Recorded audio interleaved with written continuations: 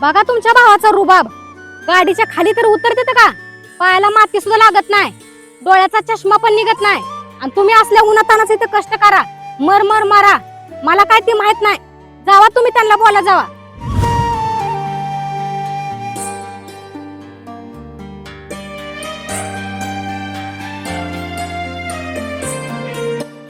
दादा, मला तुला थोडं बोलायचं आहे. काय बोलायचंय?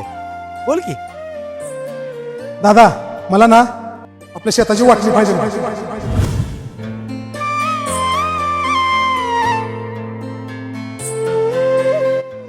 संजू,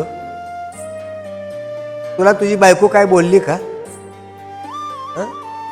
हे बघ, काय बायका अशा असते त्या की भावाभावाचे व्यवस्थित चाललेलं त्यांना बघवत नाही.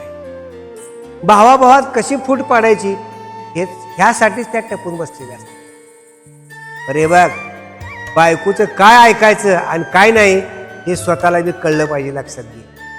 मला माहित आहे तू दिवसभर उन्हात तानाच राबतो, कष्ट करतो. त्या कष्टाची जाणीव मला हाय रे. मी एवढा बी सारथी नाही. आणि तुला म्हणलं नव्हतं का मी मागच्या महिन्यात हायवेच्या कडेला 10 गुंठ जागा आपण घेतलेली आहे. उद्या त्या जागेची खरेदी आहे आणि ती जागा मी तुझ्या नावाने खरेदी करायला लागलोय हे मी सांगायला राहण्यात आलो होतो.